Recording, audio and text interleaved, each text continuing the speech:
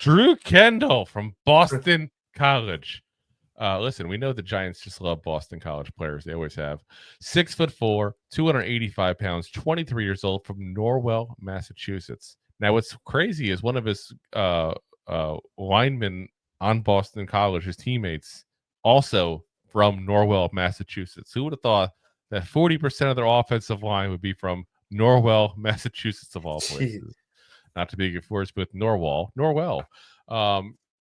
He's actually the son of Pete Kendall, former Boston College guard, first-round pick of the Seahawks back in '96, who did play until 2008, so had a nice long career. So we got a little bit of a second-gen NFL player here going. 38 games in 4 years, including 13 this past year, 78.8 PFF grade overall. Good speed and athleticism, good pass protection, blocks space well, good snapper. Hello. My favorite.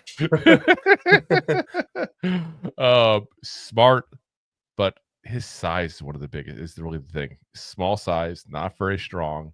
And if you watch the film on him and you look at some of the better defensive tackles he faced, he got overpowered point blank because he's just not big enough. 6'4", not a bad height. 285 pounds. You're giving up 20, 30 pounds right off the bat. You're going to have trouble succeeding in that scenario. So there's only two ways I'm interested in him. If I think I can get him to add weight, which, by the way, he's added 40 pounds since he started at Boston College. So he's already shown that he can add weight. But you don't know if he's thinking he's maxed out his weight. That makes sense. Yeah, I mean, 40 pounds is a lot of weight. And you're going to go to the NFL and you want him to put on a 50?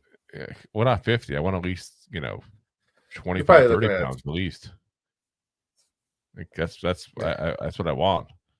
The other option is try to get him to lose some of the weight and have him as being a blocking tight end.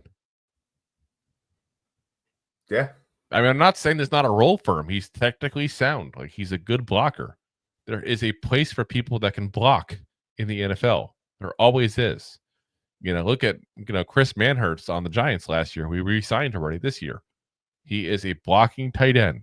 He catches 2-3 balls a year. That's it. Yeah.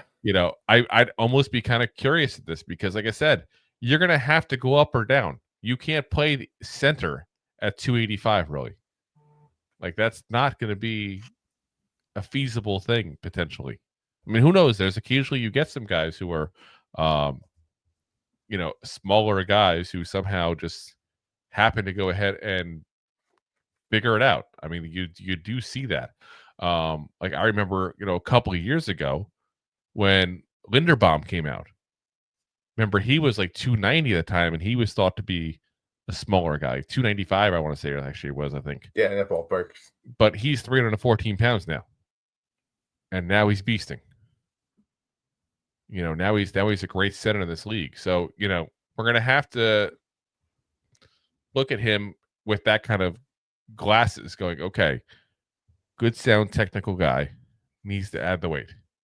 Adds the weight. He's got a career potential in this league probably as a backup. I still don't think he's a great starter, but I think he could be an above average backup with that scenario. Again, a guy also only played center though. So you have to see, can he translate to guard? And that's why I think late day 3 pick for him. Like, this is a project pick. Like, this is a go hang out Eddie Lacy for a while kind of pick. At the Golden Corral. At the Golden Corral. I feel like it's like every time we do a scouting report, we are like mentioning Eddie Lacy at some point now. Like, this guy needs to add weight. Go to Eddie Lacy at the Golden Corral.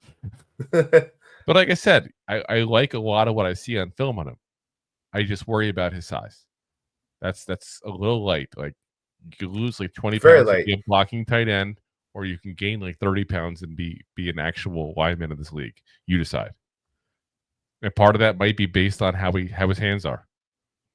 Like, honestly, I'd probably be talking to him as like, let's go ahead and throw you the ball a couple of times, see what kind of hands you got.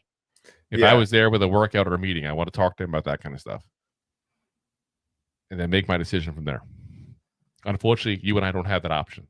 So because of that, he's a fifth round. He's a fifth center overall for us, and he's a late day 3 pick. And to be honest, the 5 we mentioned may be the only people who played center last year who will get drafted. Again, I say that because there's always people that play tackle, move to guard, guards that move to center. Like that kind of stuff happens all the time. But guys who actually played center last year, not a very high rankings position here. So, no. If you like that clip, then you will love the full episodes too. Find us on your favorite podcast app and look for us on all your favorite social media platforms. Thanks so much. Please, I'm begging you. Please subscribe.